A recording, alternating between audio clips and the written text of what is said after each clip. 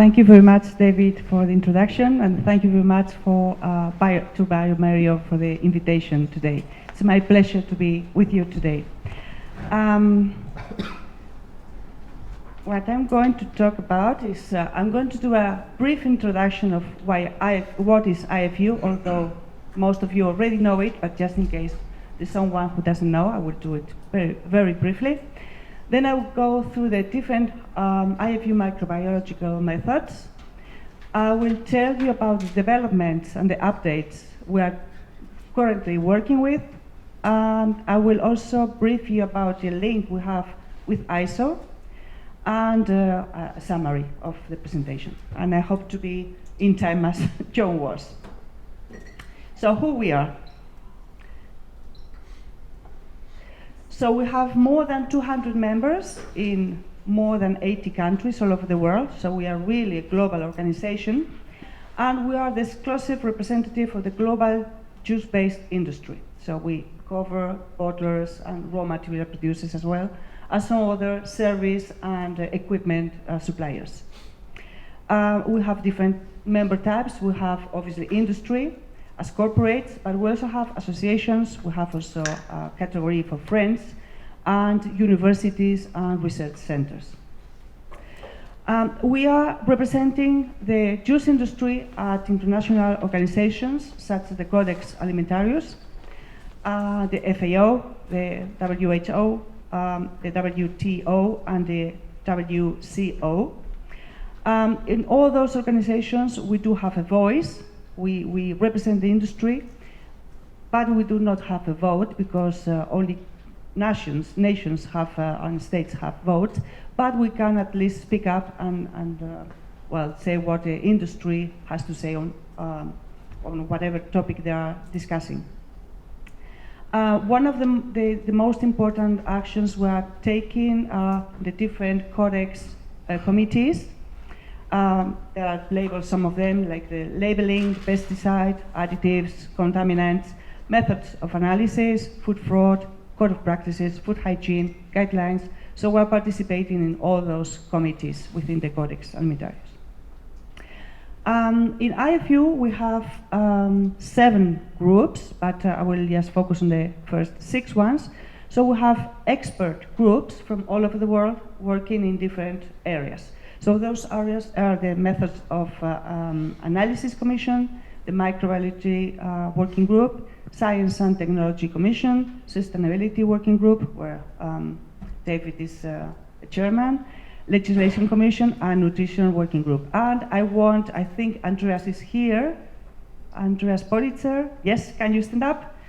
So he's our microbiology working group chairman. So it's really a pleasure to have you with us today. John already mentioned that what we do is we develop methods which are fit for purpose for the juice industry. And we have 63 chemical methods. We have 12 micro methods, and we have 18 recommendations. And we are all the time revising them and trying to get new things that are appropriate for the industry. So that was the brief introduction. And now I'm going to go through the different methods we have currently available. As I said, these methods are fit for purpose, and they are defined by the group of experts from the industry, like you are, where you really know what is the need you have on your daily work, and we try to give to get a consensus of what is the best way to measure it, to assess the quality of the juices. Some of the methods, as you can see, they are translated into different countries to make it easier to understand, but most of them are in English. So this is the list of the methods. It's available as well in the website of IFU, so you can go to the IFU website and see the list of available methods. And what I'm going to do now is I'm going to go briefly through all of them. So the first one, you can see next to the title, the year of the last revision, and that's something that we are currently trying to update all of them. So the first one is the microbiological examination of fruit, vegetable, and related products, and basically is a general laboratory instructions. So there are many small labs in industries that are not ISO certified, for example, but they still need to have some instructions on how to run properly these labs. So in this method, we have, well, how to do the enumeration of total viable microorganisms, how to do a method for sterility test, and the most probable number techniques. So very easy things that a lab should know. We have the method number 2, which is the detection for and enumeration of acid-tolerant spoilage microorganisms. This method has been totally revised last year, and in fact we had it yesterday meeting, and we are going to still improve it a little bit. There are some editorial aspects to be improved, so we are going to release a new version. This is a compilation of previous 2 methods, the old number 2 and the number 7, which are now merged. And in this method, we define different procedures for plate techniques, filtration techniques, and bioenrichment. And we define, well, what is the principle, the method, the growth medium, incubation time and temperatures, and how to express the results. We have the number 3, which is a method to count yeasts. And well, we have, again, the same principle, method, growth mediums, incubation time and temperatures, and expression of results. And they deal with the general yeast count, with the osmotolerant yeasts, and the preservative-resistant yeasts. We have also a method for molds. And in this method, we have the general mold count, the microtoxigenic molds count, so to try to find out what are those molds that are producing aflatoxins. Then we have also the heat-resistant molds count that produce patulin. I will tell you later that we are also trying to get a specific method for the heat-resistant molds. And it's also very good to have, hopefully, the collaboration of Emilia with us in this expert working group. Thank you, Emilia. And the xerophilic mold count. We have also the lactic acid bacteria count. We also want to revise this method. And the idea is to have a method to check the most common genera of these bacteria, like Lactobacillus, Leuconostoc, Pediococcus, Streptococcus, and Lactococcus. So the method describes the growth media, the pH, the different counting based on morphological appearance, so with the microbes, and gram staining and catalase test for accurate lactic acid bacteria enumeration. Here we have also the mesophilic and thermoduric bacteria spore count. So we describe the inactivation process and the activation process for the spores through the shock treatment. We have the method 8, which is used for the alternative rapid microbiological methods in juices.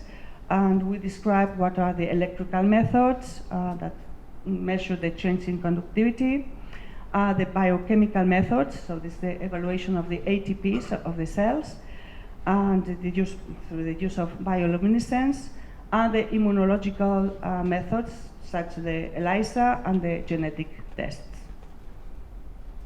We have the number 9, which is specific for potential spoilage microorganisms in tomato products, and we have the pour plate method, sterility testing, and the flat sour aciduric spore formers.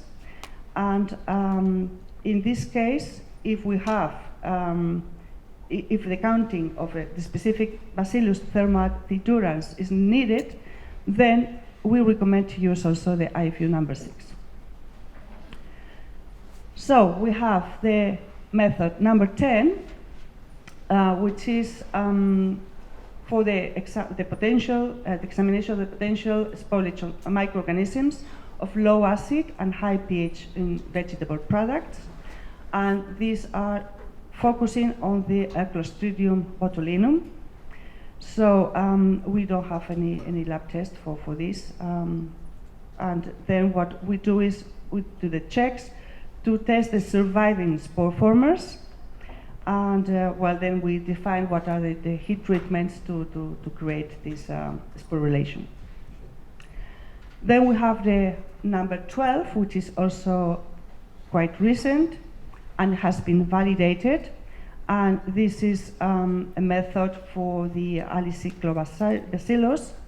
And in this method, we describe three different procedures: pour plate, filtration, and by enrichment. And it's really a method that it's making the industry easier to find this bacteria that is really causing problems when it's within in the infrastructure of the producing areas. So we also have recommendations, like recommendation number 1, and in this recommendation we gather the different bacteria, protozoas, and viruses that can appear and produce issues in the juices. So, for example, for the bacteria, we have the non-spore forming and the spore forming, and we have the Salmonella, Escherichia coli, Listeria, and Campylobacter.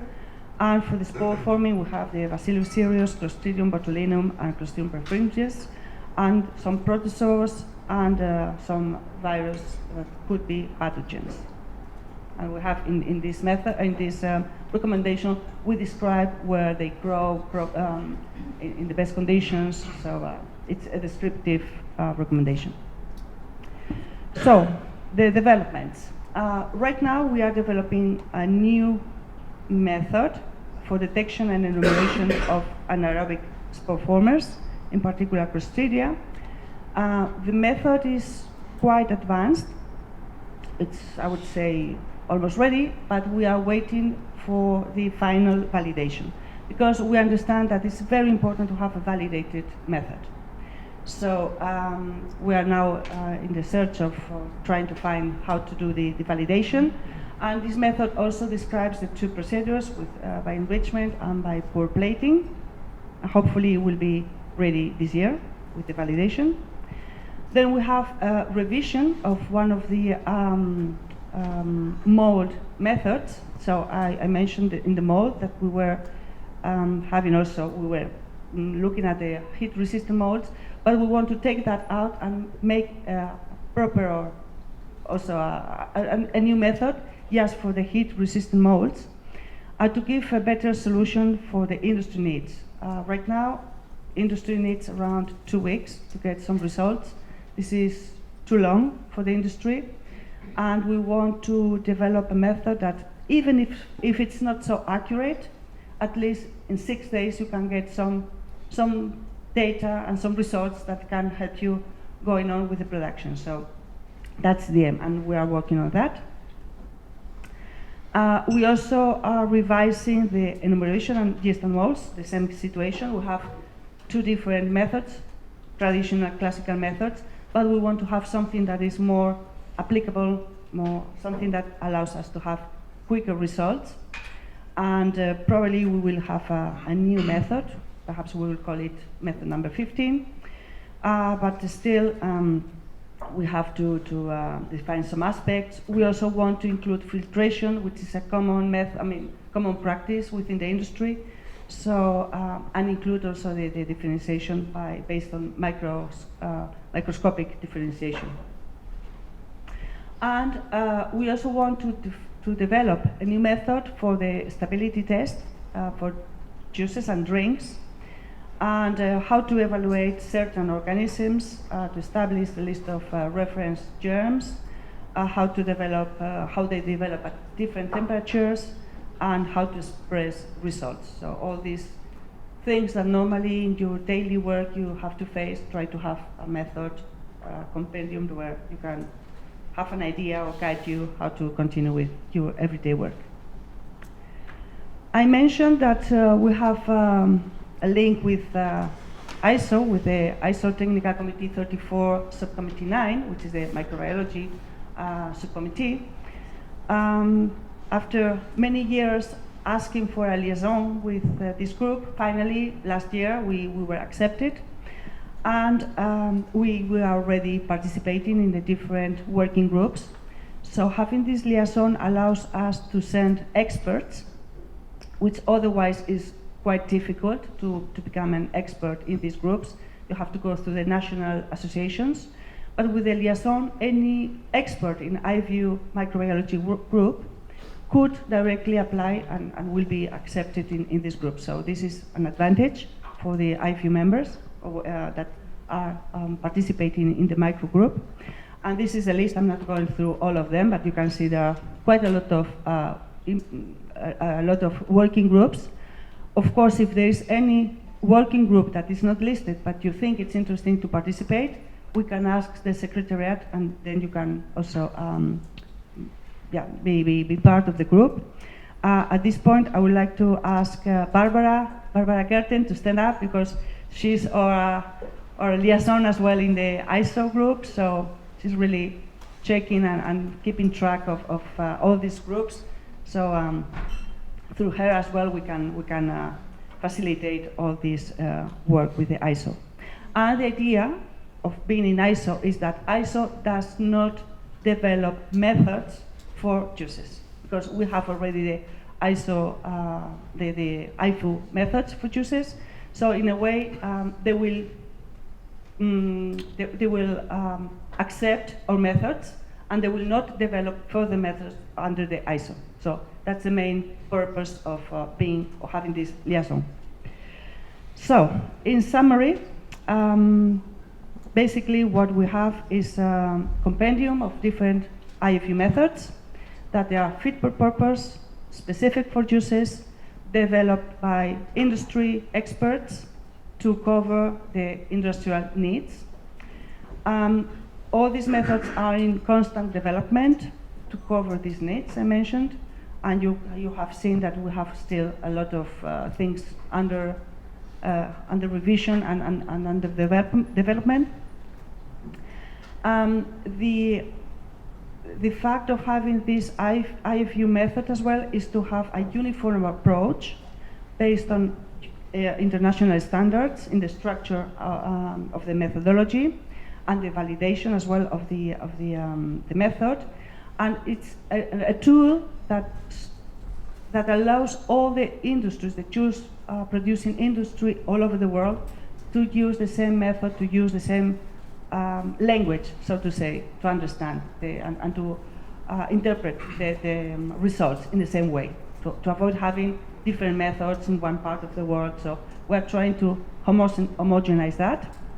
And as I mentioned, the liaison with the ISO microbiology group also brings further benefits to IFU members that would like to participate in these international as well organizations. So this is all from my side. Thank you very much for your attention.